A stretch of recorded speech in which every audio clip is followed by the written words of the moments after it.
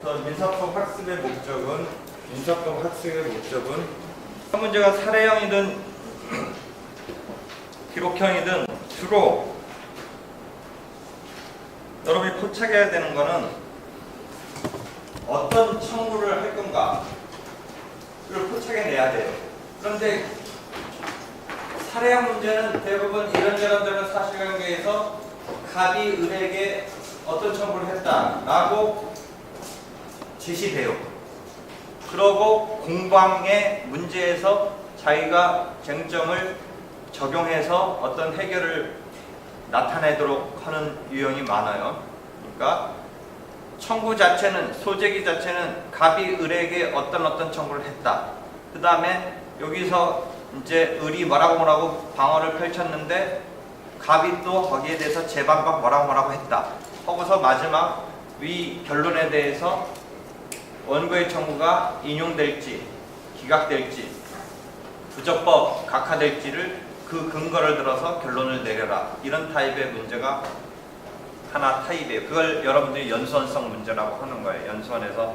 원래는 연수원에서는 판결문 작성을 주 위주로 하는데 지금 우리가 판결 자체를 작성하는 것을 이런 식으로 결론으로서 원고의 청구가 각하될 거냐, 원고의 청구가 인용될 거냐, 원고의 청구가 기각될 거냐, 그 근거를 들어라 라고 그 판결문의 주문에 해당하는 원고의 청구의 부적법, 원고의 청구의 인용 여부, 그 다음에 그 근거로서 판결문의 이유에 해당하는 그것을 사례형으로 변형해서 질문을 던지는 것이죠.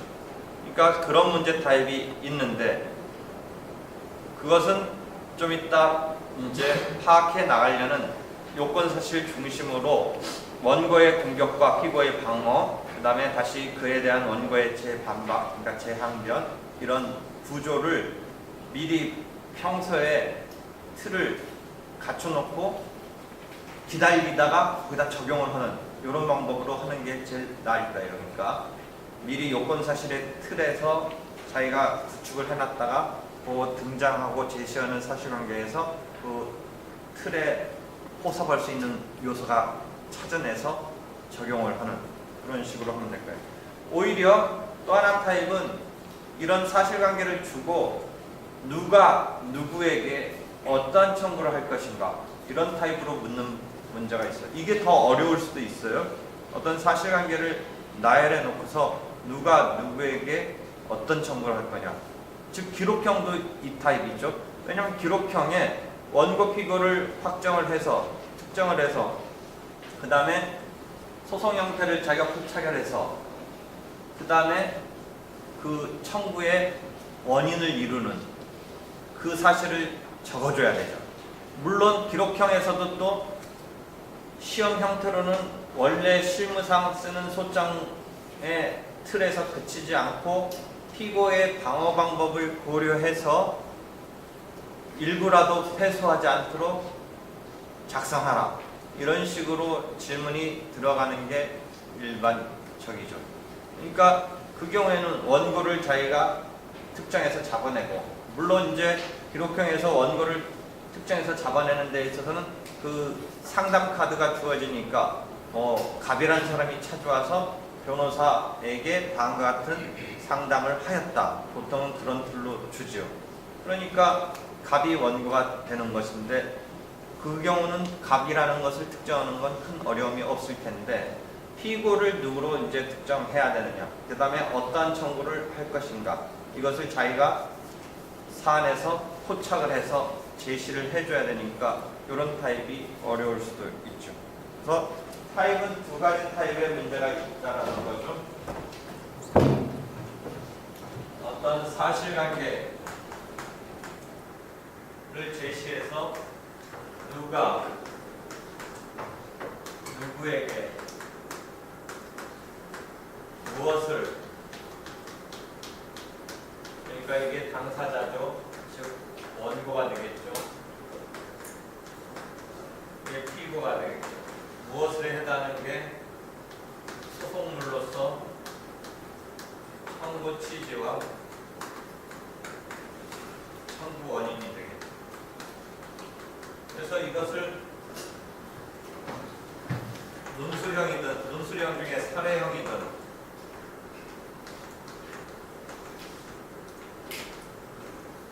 기록형이든 이런 형태로 주어질 수 있는데, 특히 기록형의 경우는 소장을 작성해야 되는데, 소장 폼을, 기본적인 폼을 주는 게 지금 일반적인 형태죠. 네, 사건명, 청구 취지, 청구원인. 그다음에 마지막 면수에 가서 쭉 쓰다가 공무원이 쓰던 첨부서류랑 입증자료랑 첨부서를 쓰고, 여기다가 매달 매출, 작성 날짜, 그 다음에 원고 소송대리인, 변호사 누구 쓰고, 무슨 법원, 기준 이렇게 해서 마무리된, 이게 관할 법원을 쓰는데, 요거는 주어지지 않고 요 동그라미를 채워 넣는 형식이 되니까 피고 보통재판적 소지지에다가 관할 법원으로 삼아서 내면 되는 거니까 큰 문제는 없습니다. 실제 이게 막 복잡한 뭐 관할을 따지는 것을 의도한 건 아니고, 보통은 그 제시문에 토지 및 사물 관할에 관한 그 표를 주는데, 뭐 그냥 피고 주소지 하나 삼아서 내면 큰 문제 없는, 적어도 지금 그것까지는 기록형에서는 없었으니까 이게 한 1점이나 2점밖에 배정 안 되는데 이거 틀리는 사람은 없는 것 같아요. 그래서 이렇게 해서 채워서 하면 되는데, 그럼 소장의 필수적 기재사항으로서 248조 민사소송법에 보면, 민사소송법의 248조가 이제 총식 규정이 끝나고 제1심 절차에 관한 첫 조문인데, 소장에는 248조, 249조부터 쭉 내려가려 하는데, 이제 조문을 보면 소재기에 있어서 소장이라는 서면을 제출해야 한다라고 되어 있고, 그 다음 주문에 보면 이제 필수적 기재사항으로서 청구 취지와 당사자와 청구 취지와 청구원인의 기재를 해야 된다라는 그 조문에 보면 당사자와 청구 취지와 청구원인을 기재해야 된다라고 되어 있는데, 여기에 법정 대리인이 하나 있죠. 그러니까 당사자, 법정 대리인, 청구 취지, 청구원인의 기재가 필요하다 이렇게 되어 있죠. 그래서 그게 소장의 기재사항으로서 필수적 기재사항인데, 임의적 기재사항으로서 법정 대리인과 대칭되는 개념인 소송 대리인은 조문상으로는 필수적 기재사항이 아니라 임의적 기재사항이지만, 그 당사자 다음에 소송 대리인의 기재를 소장에 보통은 한다라는 거죠. 그래서 그런 식으로 소장의 틀은 주어지고 있는데, 자기가 그 내용을 채우는 식으로 이 사례형, 기록형 문제는 이제 출제가 되는 형태로 자리를 잡았죠. 실제 실무상 실무상 소장 작성은 일단 자기 주장을 간결하게 핵심적인 것을 제출하고, 피고의 공방에 따라서 이제 여러 가지 추가적으로 준비 서면에 의해서 들어가는데, 지금 시험 문제는 그걸 한 번에 피고의 예상되는 방어 방법까지를 다 고려해서 일부라도 회수하지 않도록 써라라고 하고 있는 거죠. 그러니까 시험에 있어서 물어보기 위한 테크닉으로서 그렇게 처음에 그런 유형이 지금 자리 잡아가고 있는 거죠. 그러니까 그런 유형으로 나올 거라고는 뭐 이해 시험에서도 예상될 수 있죠. 그래서 어떤 사실을 적시하고 제시하고 이렇게 자기가 원고 피고를 특정한 다음에 청구를 그 사이에서 어떻게 할 건가를 구상을 해야 되는 이 문제 타입인데, 그게 쉽지는 않다라는 거죠. 그 다음에 또 하나 타입은 아까 설명했듯이 사실관계를 주고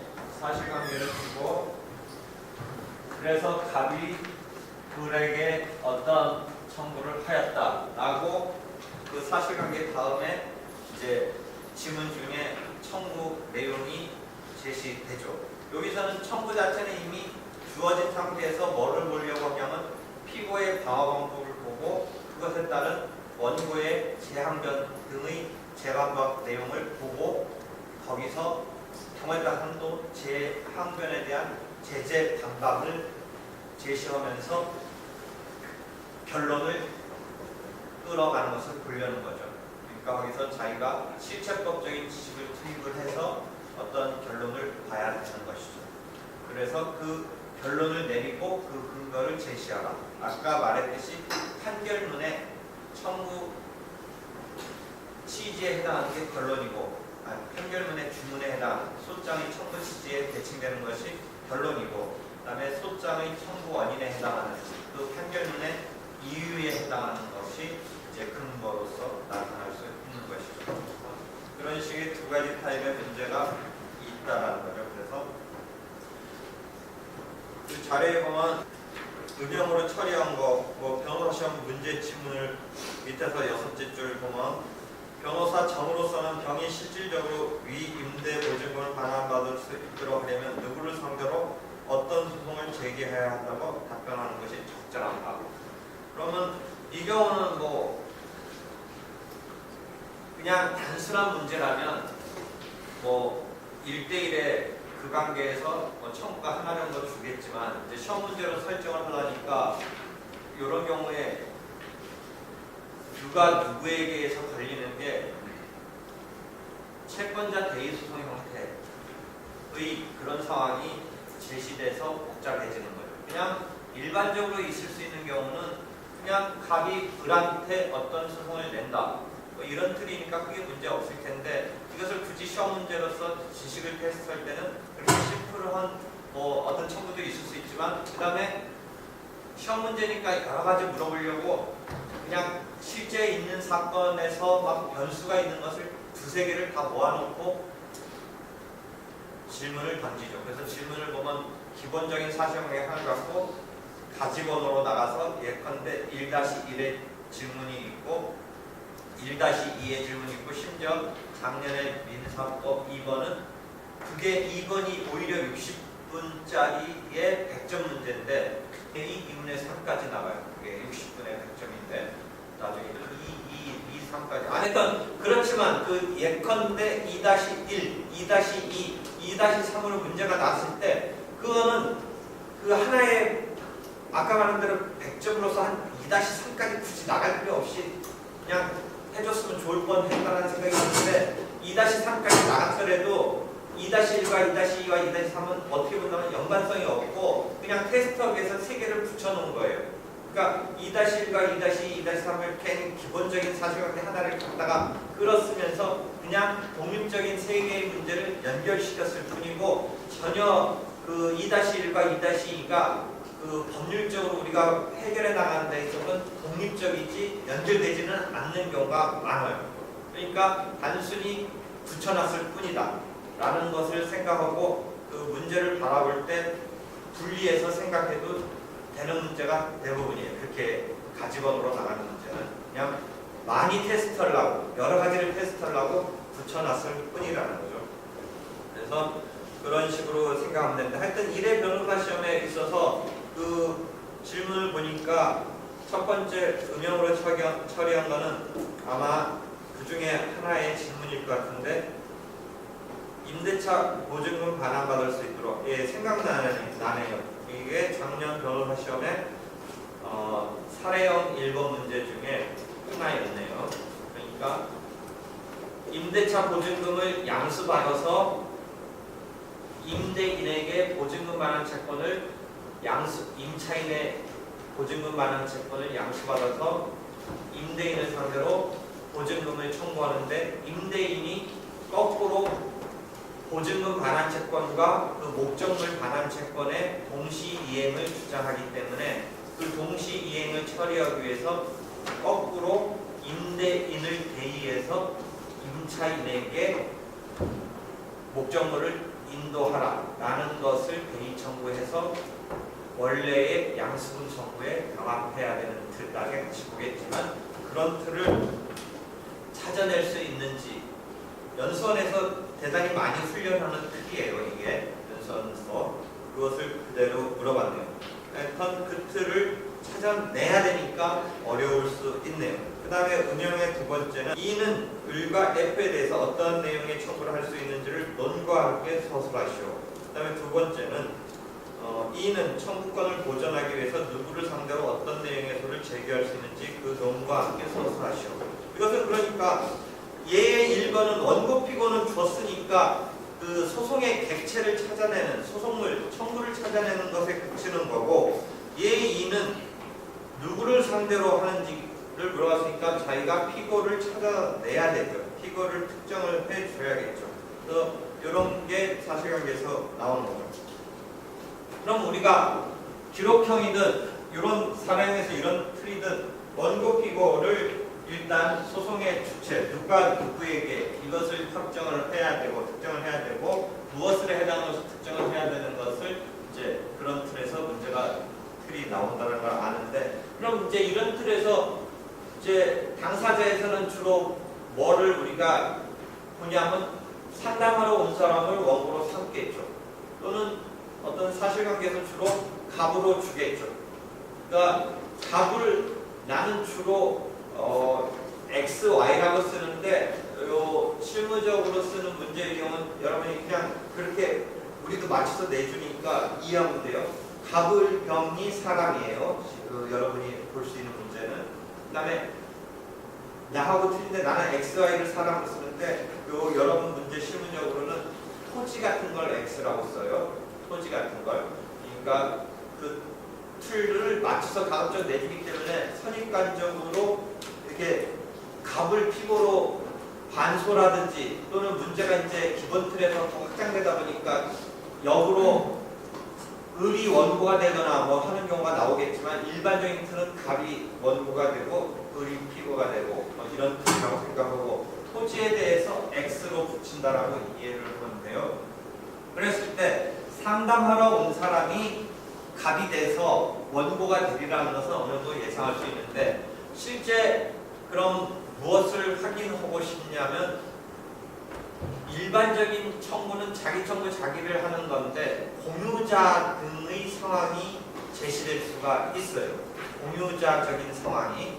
그랬을 때 공유 지분에 따라서 예컨대 2분의 1 지분씩 있는 사람이라면 각자 지분에 대해서만 청구를 할 수 있는 것인데, 그 경우에 어떻게 처리할 거냐인데 특이한 경우가 공유자의 보존 행위는 단독으로 할 수 있다는 것 때문에 그 부분을 물어보려는 것이고, 이번 기록형 변호사 시험 1회에서도 그 점을 물어봤어요.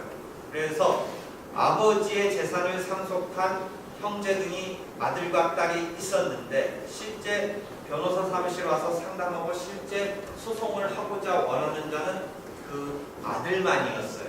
그렇기 때문에 아들만이 원고가 되는 것인데, 보통의 경우 아들만이 원고되면 자기 권리를 하는 것으로서 만약 지분이 있었으면 2분의 1 지분만 행사할 수 있는 것인데, 그 경우에 등기 청구 등에 있어서의 말소 등기 청구에 있어서 보존 행위로서 스스로 2분의 1 지분권자이지만 전체에 대한 말소 등기 청구를 할 수 있다라는 것을 보기 위해서 그 여동생인지 누나인지와 같이 상속인이었음에도 불구하고 그 누나였을 것 같은데, 누나는 소송에 제기하는 데 대해서 소극적으로 빠지는 식으로 지문을 제시하고 그 각 자신만 소송을 제기하기를 원한다라는 틀로 문제를 실정을 했어요.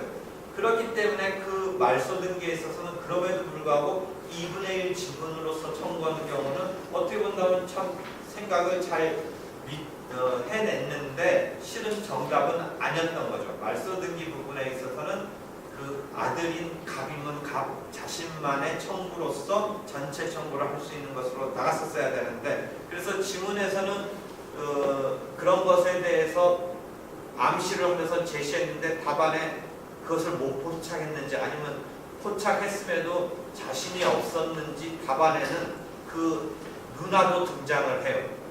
그래서 2분의 1 지분씩 원고가 돼서 말소 등기를 청구하는 2분의 1 말소 등기 하라라는 식으로 쓴 답안도 한 10%쯤은 있었어요. 10%. 그게 사실은 이제 점수 포인트를 보는 중요한 그 점수 포인트였었어요. 그래서 2분의 1 지분으로 해서 청구 들어간 것은 사실은 틀린 거였었어요. 네. 하여튼 한 10명 중에 한두 명은 2분의 1 지분을 청구했어요. 그런데 반면 그런 말소등기 청구가 아닌 금전지급 청구가 거기에 있었어요. 뭔가 그 자기네 작은 아버지가 그 아버지 토지를 팽쳐가지고 그 의조인 서류로 넘어갔던 걸 찾으려는 와중에 이제 양수 어떤 임대차 보증, 임대차 관계 등에 따랐던 그 임대료 받았던 것에 대해서 손해배상 비슷한 식으로 채권을 양도했어요. 그래서 채권을 양수받았는데 그 경우는 그 작은 아버지로부터의 채권을 2분의 1 지분씩 양수받았기 때문에 금전적인 지급 청구에 있어서는 자기 지분만 청구를 해야 돼요. 예컨대 300만 원인지 3천만 원을 양수받았는데 두 사람한테 2분의 1씩 양수를 했기 때문에 150만 원인지 1,500만 원인지 하여튼 2분의 1만 청구해야 되는 거예요. 그랬을 때 하여튼 이런 원고의 어떤 특정 부분에서 질문이 등장하는 것 중에 하나였던 게 그러한 공유자에 있어서 말소등기 청구에 있어서 보존행위로서 자기 지분만 부분만 청구하는 게 아니라 전체 청구할 수 있다라는 류의 문제로서 그것을 체크하려는 것이 있었고, 한편 원고 측에 어떤 특정하는 데 있어서 질문을 던질 수 있는 것은 결국 당사자라는 측면에서 당사자 능력이라는 측면에서 여러분이 배웠던 것 중에 조합의 당사자 능력 등과 관련해서 질문을 모의시험에서가 한번 했었던 것 같은데, 조합은 전원을 등장시켜야 되는 건지 조합 자체를 등장시켜도 되는 건지를 질문했었거나 할 가능성이 있어요. 그러니까 X 조합의 구성원이 X1, X2, X3부터 예컨대 X5까지 있다라고 했을 때 소장에 어떻게 쓰느냐에 대해서 적극적으로 만약에 물어본다면 틀이 두 가지로 나타날 수가 있겠죠. 원고의 조합의 당사자 능력을 만약 인정한다면, 조합의 당사자 능력을 인정한다면 원고 자체 X조합 이렇게 등장하고, 조금 더 쓸 말 나올게요. 만약에 당사자 능력을 인정하지 않는다면 원고의 그 구성원인 X1, X2, X3에서 만약 5명의 조합이라면 X5까지가 원고로 제시돼야 되죠. 그러니까 오른쪽은 조합의 당사자 능력을 부정할 때, 즉 소송법에 있어서 51조 등에 보면 당사자 능력 등에 대해서 민법의 권리 능력을 그대로 소송법에 특별한 별도의 규정이 없으면 끌어 쓰는데, 52조의 그 다음 민사소법 52조에 보면 이런 당사자 능력 등에 대해서 민법의 규정을 끌어쓰면서 이 소송법의 특별한 규정으로 권리 능력 없는 단체에 대해서는 그 대표자 또는 관리인의 정함이 있다라면 당사자 능력을 인정하고 있어요. 그래서 52조의 조문의 해석을 통해서 만약에 그럼 조합의 경우는 어떻게 될 건가, 여러분이 그의 민사소송법에서 쟁점이 됐던 걸 볼 수가 있어요.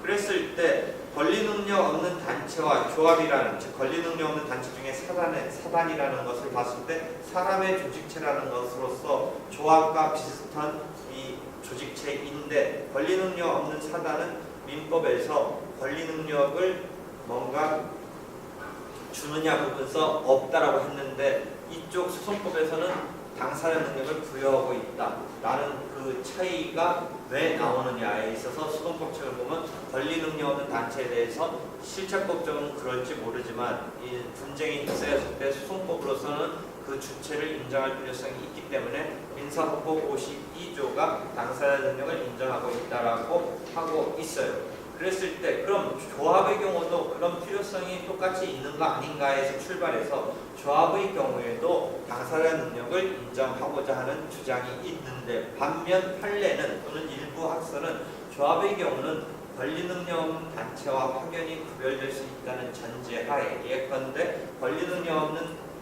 사단 단체에 대해서 민법상 소유관계는 총유관계이다. 반면 조합은 그냥 계약관계로서 전 조합원의 합유관계에 그치는 것이다 등등에 따라서, 그 다음에 권리능력 단체의 경우는 어떤 조직의 공고성이랄까 이런 것 등이 갖춰져 있는 것에 비해서 조합은 단순히 계약으로서 그런 공고성이 없다 등에 따른 구별을 전제한 뒤에 이 조합의 경우에는 52조 소송법 52조에 있어서 당사자 능력을 인정하는 데 대해서 부정적으로 본다라고 이야기를 하고 있는 거예요. 그럼 만약에 판례처럼 부정적으로 보고 있다면 전 조합원이 이렇게 등장하여야 하는 것이죠. 반면 조합의 당사자 능력이 인정된다면 여기에 X 조합이고 그 대표자로서 예컨대 조합 이사장 김아무개 이런 식으로 여기에 등장, 물론 여기 주소가 있고요. 이런 식으로 등장하는 요게 결국은 뭐예요?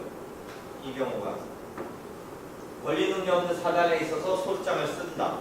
법인의 경우에 있어서 소장을 쓴다라는 틀과 똑같이 되는 거죠. 이 경우에는 그러니까 법인, 회사, 주식회사 같은 경우에 소장의 당사자 표시하는 방법과 마찬가지고 권리능력 없는 단체 마찬가지고 만약에 조합의 경우에 당사자 능력이 인정된다면 권리 능력 없는 단체 또는 주식회사까지 쓰는 그 원고의 표시 방법에 또는 그게 만약 피고였을 때 피고의 당사자의 표시 방법으로서 그렇게 쓰면 되죠. 그럼 그때 하나 여러분이 그냥 조문 없이 그렇게 이제 쓰는 것에 대해서 소장을 쓰는 것에 대해서 이제 트레이닝 됐지만 실제 조문적인 근거는 뭐가 있어요? 64조 등에 가면 민사법부 64조에 가면 법인 등의 대표자에 관해서는 법정대리인의 규정을 준용한다. 이 조문이 있는 거예요. 그럼 법정대리인은 또 어디에서 소장의 필수적 기재사항이에요? 248조, 249조에 가서 보면 소장의 필수적 기재사항으로서 당사자가 소송 무능력자라고 한다면 법정대리인의 기재가 반드시 필수적 기재사항으로서 하도록 되어 있어요. 그때 필수적이란 말은 여러분이 필수적이라는 말은 반드시란 말로 이해하면 돼요. 반드시 기재가 돼야 돼요. 당사자가 만약에 미성년자라든지 한정치산자라든지 금치산자인 경우에는 그자 자체가 독립적으로 유효한 소송행위를 할 수 없기 때문에 그자를 대신해서 소송행위를 펼칠 법정대리인이 따라 붙어줘야 돼요. 그래서 소장의 필수적 기재사항으로서 나타나고 있는 거예요. 그래서 법정대리인은 당사자가 만약 무능력자라는 전제하에서는 당사자의 이꼴적인 같은 급의 존재예요. 그러니까 249조의 소장의 필수적 기재사항을 하고 있는 것이고 만약에 법정대리인이 그 사건의 증거조사의 대상이 될 때는 당사자 본인신문의 방법이 되는 것이지 증인신문의 방법이 되는 것은 아니다. 이런 차이가 발생합니다. 그 다음에 조문의 위치에서도 잘 보면 법정대리인과 소송대리인이 민법에서는 대리인의 파트에서 임의대리인과 법정대리인으로 설명이 되는 것에 해당하는 거예요. 그러니까 소송법에서 여러분이 소송상의 대리인 중에 임의대리인으로서 소송대리인이 있고 법정대리인이 등장하는데 그게 이 소송행위도 대리에 친한 행위니까 이런 대리가 인정됐는데 원래 출발의 대리의 개념은 민법에서 우리가 출발해서 포착할 수 있는 개념인데 민법에서 임의대리와 법정대리인이 나오고 있죠. 거기서 그대로 그런 상황을 갖다 쓰는데 소송법에서는 같은 대리라는 카테고리지만 조문을 보면 소송대리인이라는 조문은 87조에서 독립된 하나의 이 절이 있어요. 절이 있는데 반해서 법정대리인은 어디에서 조문이 있냐면 51조부터 60조까지의 당사자에 관한 조문에 있어서 쭉 보면 예컨대 55조 소송 무능력자에 있어서 소송행위에서는 법정대리인을 통해서 하여야 한다 등등의 그런 조문 등이 있을 거예요. 그러니까 법정대리인은 조문을 보면 51조에 당사자 능력, 소송 능력, 대리 등에 관한 것은 민법 등에 따른다라는 당사자의 총칙적인 조문이 쭉 있고 해서 법정대리인에 관한 조문은 51조의 그 카테고리에서 나오고 있어요. 소송대리인에 관한 조문은 87조에서 나오고 있어요. 그러니까 법정대리인과 소송대리인이라는 개념은 법정대리인은 당사자와 어우러져서 지금 조문이 나타나고 있는 이유는 당사자가 만약에 무능력자라고 했을 때 반드시 따라붙어야 되는 이퀄적인 존재라고 이해하면 돼요. 반면 소송대리인은 그 그 당사자의 부탁에 의해서 대리를 하는 것이지만 민법의 임의 대리인으로서 일단은 전자가 제3자지 당사자랑 이꼴은 아닌 것이니까 당사자라는 파트에 조문이 등장하는 것이 아니고 별도로 87조 이하에서 조문이 새롭게 나타나고 있는 거예요. 그래서 조문의 의치는 그렇게 이해하면 되는데 다시 돌아와서 64조 등에 보면 법정 대리인에 준해서 하라 라는 것은 그럼 다시 돌아가서 여러분이 만약에 지금 실제 모의 시험이나 실제 시험에서는 한 번도 등장하지 않았는데 그 제시되고 있는 상황에 등장하는 인물 중에 미성년자가 있으면 어떻게 써야 되는지를 준비해 둬야 될 거예요. 만약 등장하는 사람 중에 미성년자가 있으면, 그러니까 미성년자라고 딱 밝혀주면 그냥 뭐 의식을 하겠지만 여러분이 주로 이제 당사자의 신분관계를 나타내주는 게 뭐 상속 등에 의해서 나타내주는 게 가족관계 등록부의 그 증명서가 보통은 자료로서 제시되는데 말로 사례를 할 때는 미성년자이다 라고 나오겠지만 만약에 기록형에서는 그런 말을 안 해주고 자기가 연도에 비춰서 찾아내야 될 상황도 있을 수는 있어요. 그러니까 어떤 아버지가 죽고 자식들이 있는데 상속인 중에 미성년자적인 그 생년월일로 이 가족관계 등록부에 따른 그 증명서가 나타나고 있는 경우를 제시해 줄 수가 있는데 만약에 그럼 미성년자라면 이 소장의 당사자라는 어떻게 써야 될지 한번 준비를 해야 돼요. 그래서 그때 미성년자의 부모인 친권자가 당사자가 되는 건 아니죠. 그러니까 여러분이 소송법에서 배울 때 당사자 능력과 소송 능력을 구별할 수 있고 민법에서 권리 능력과 행위 능력을 구별할 수 있듯이 그 당사자가 되는 자는 미성년자 자체인데 스스로 유효하게 소송행위를 할 수 없기 때문에 법정 대리인 따라붙어서 대리인을 통해서 해주는데 그게 거의 소송법에서는 이꼴로 보는 그런 존재다. 그래서 소장의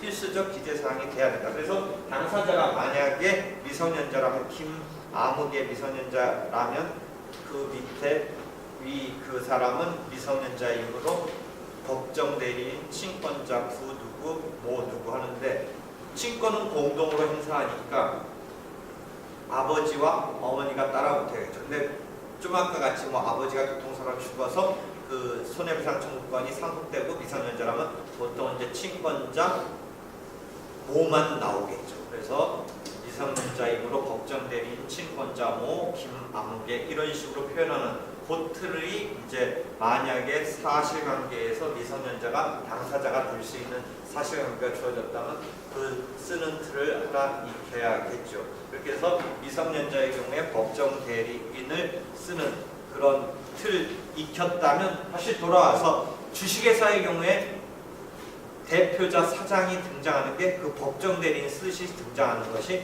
64조 조문에 따라서 그렇게 등장하는 것이고 그 다음에 권리 능력 없는 단체에 대해서 그 원고면 원고, 피고면 피고면 쓰는 그 틀도 이제 주식회사의 대표자 쓰는 틀처럼 52조에 있어서 당사 능력을 부여하고 있는 경우에 있어서의 법정 대리인에 준해서 쓰면 되는데 이건 이제 우리가 해석상의 문제인데 조합의 경우에 당사 능력을 만약 인정하는 해석을 취해서 쓴다라고 했을 때는 무슨 조합이 되고 이 경우도 권리 능력 없는 단체나 무슨 주식회사처럼 이런 틀로 써야 된다는 거죠. 당사자는 이런 틀로 써야죠.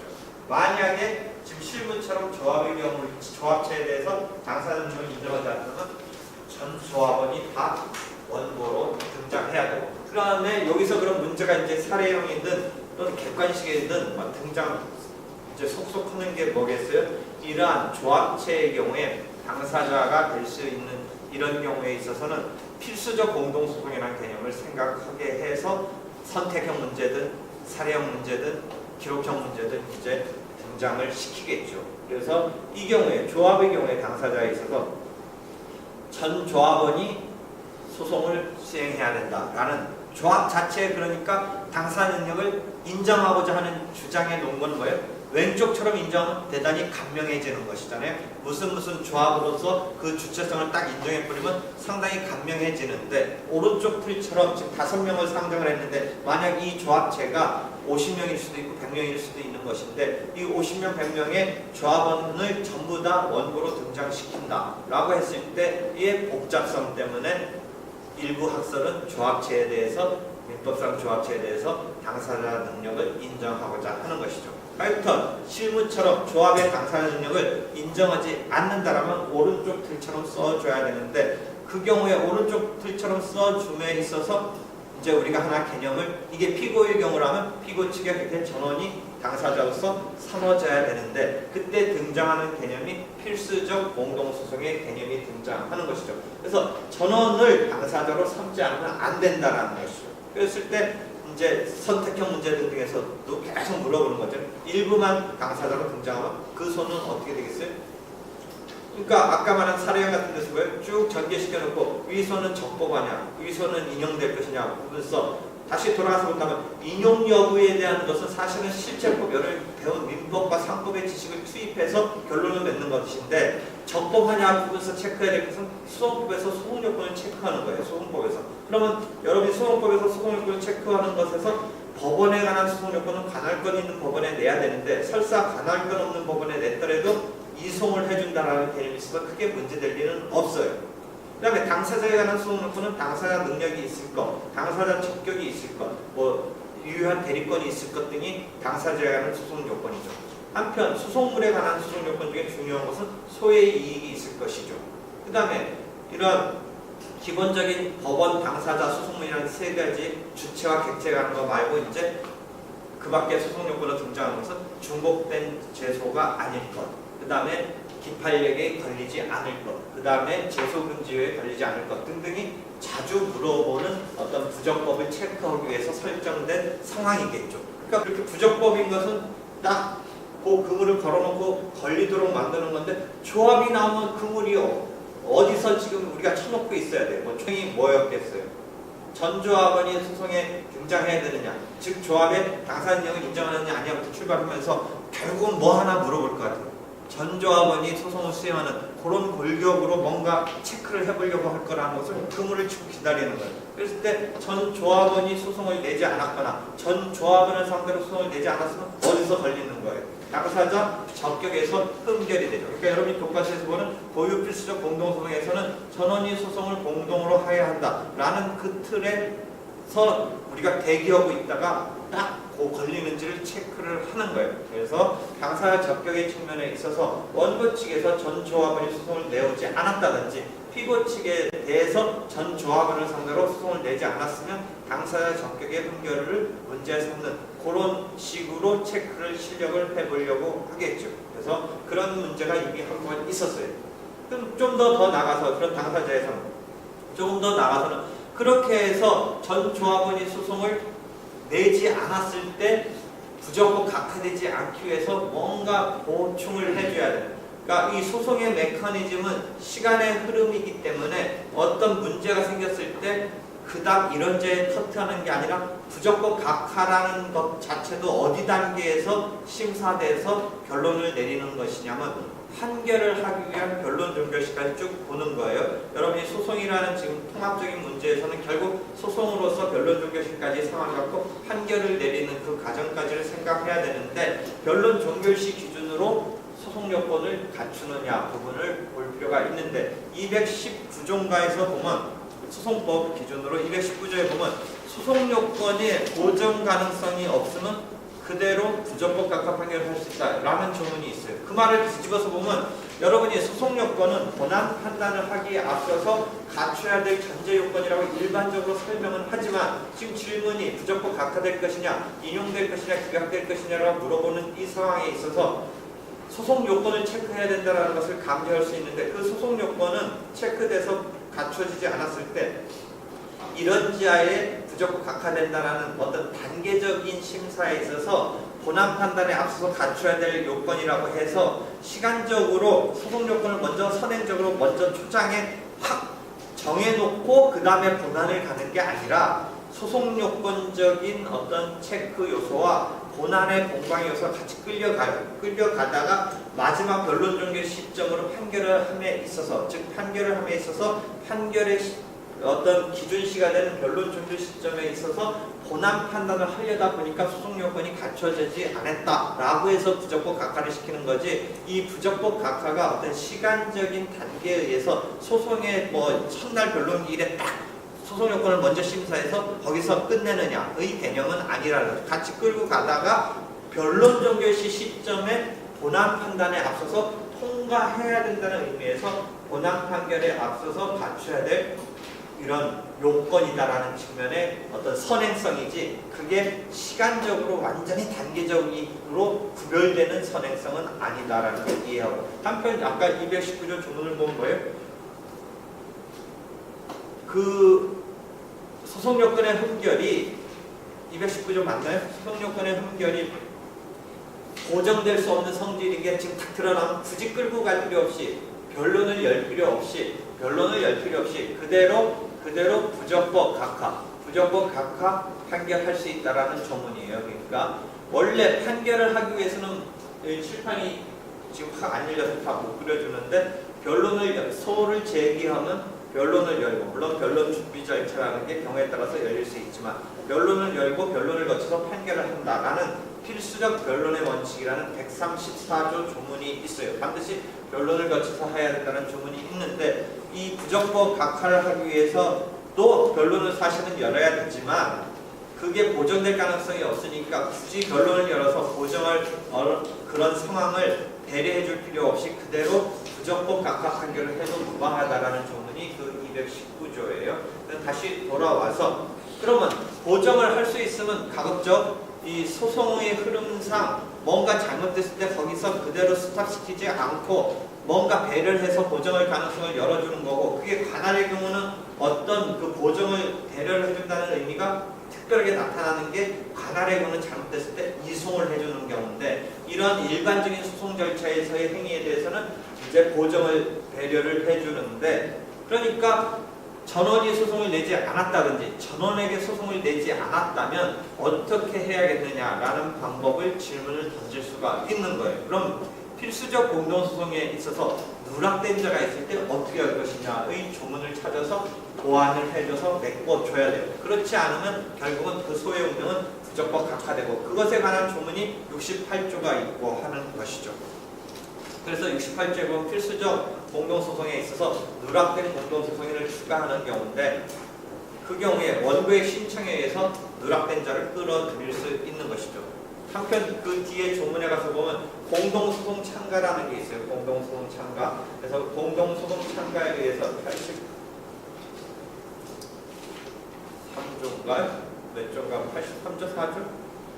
거기에 가서 보면 공동소송 참가에서 그 누락된 자가 스스로 들어가는 이런 방법도 있는 거예요. 그래서 그러한 누락된 자를 보완 보충해주는 그런 틀을 알고 있는지를 물어보는 거예요. 이게 필수적 공동소송 관계에 있어서는 가능하지만, 여러분이 그냥 순수 소송법 뭐냐면 일반 선택형 문제라든지 기본적인 개념인데, 그게 통상의 공동소송이라면 함부로 추가하고 보완하는 방법이 인정되지 않는다예요. 추가적 병합이 인정되지 않는다는. 그럼 이제 소송법적인 지식을 따라서 이제 실전적으로 간다면, 여러분이 그럼 전원이 소송을 하지 않으면 안 되는 그런 어떤 법률 관계인데, 여러분한테 찾아와서 총유자 내지는 합유자가 전원이 소송을 해야 되는데 어떤 사람이 소송을 안 하겠다고 한다라고 여러분한테 의뢰인 중에 한 명이, 나는 이거에서 소송에서 뭔가 내 권리를 찾고 싶은데 우리 팀에서 같이 나서야 되는 전원이 아닌 사람을, 전원이 참가해야 되는데 안 하겠다고 하는 사람이 있는데 어떻게 하냐고 상담해보면 어떻게 하겠어요? 합의자가 4명이 있다고 쳐봐요. 5명이 있다고 쳐봐요. X부터. 그래서 우리가 지금까지는 X1과 X 5명이 다 내야 된다. 무진장 공부를 했어요. 무진장 공부를 해가지고 다 내는 거다. 나는 완벽하게 부장하고 갔더니 현실로 가서 이제 변호사 하려는데 X1이 찾아와서 뭐예요? X4까지는 막 와가지고 꿀다고 내면서 막 목소리 엄쳐서 우리 그놈을 타도 해야 된다고 하는데 X5를 좀 데려오라는데 X5가 안 된다고 하는데 어떻게 하겠어요? 아까 사건을 지금 실제 이제 해야 되는데 X5가 등장하는 데서 꺼린단 말이죠. 아까 같이 공유자의 지분인 경우라면 그 사람 떼놓고 하면 되잖아요. 떼버리고 해도 되는데 이 경우에는 X5를 떼놓고는 할 수가 없잖아요. 그랬을 때 어떻게 하겠어요? 이거는 교과서에 없는 거고 어떻게 해요? 그냥 X5 막 임의로 넣어서 해요? 대립받지도 않고? 어떻게 해야겠어요? 나중에라도 X5가 하겠다면 다행이죠. 그러니까 우리가 여러분이 지금 시험 문제겠는 어디를 내는 거예요? 잘못해서 또는 미처 XO를 빼내고 소송을 했다. 추후에 XO를 채워서 한다. 뭐 그런 정도를 계속 물어보는 거잖아요. 여러분 시험한테는. 거꾸로 피고측이면 XO를 빼고 X4까지만 피고를 삼아서 수험을 진행하는데 XO를 채워서 늘려고 한다. 뭐 이렇게 물어보는 거잖아요. 그건 XO가 들어온다는 전제잖아요. 근데 XO가 안 오겠다라고 했을 때 어떡하냐. 그러니까 그거는 실제는 충분히 있을 수 있는 일이거든요. 왜냐면 X1과 X5가 반복할 수가 있는 관계거든요. 그리고 같은 쪽으로 작동하는 집단이 아닐 수가 있다라는 거죠. 큰 집단 속에서는 같은 소속원이지만 내부적으로 뭔가 이해관계가 대립돼서 나 못하겠다고 뭐 그게 단순한 감정적으로도 그럴 수 있다라는 거죠. 실제 뭐 싸웠기 때문에 뭐 그렇게 할 수도 있기 때문에 그 XO라는 사람의 존재가 여기서 대단히 곤혹스럽게 작동을 하는 건데 여러분이 시험 문제적인 상황에서는 XO를 참가시킨다. 뭐 이런 틀을 아까 말한 필수적 공동소송에 있어서 누락된 자를 참가시킨다. 또는 그 스스로 공동소송 참가로 들어온다. 까지 틀은 시험 공부용으로 다 해놨는데 이제 나가서 XO가 버텼을 때 어떨 거냐는 여러분이 로스쿨을 들어왔지만 공부를 해서 이론적으로 연구자가 되라는 얘기를 하려고 하는 것이 무슨 실무에 해결이 있는 게 아니라 이론으로 그런 베이스를 만들어줘야 된다 그 얘기를 하려고 하는 거예요. 그런 상황에서 지금 당사자까지 얘기했어요. 당사자는 원고는 피고는 이렇게 삼으면 되는데 시험으로 나올 수 있는 것은 지금 말한 그런 거 정도가 당사자로서 나올 것 같다라는 것이죠. 여기까지 했고요.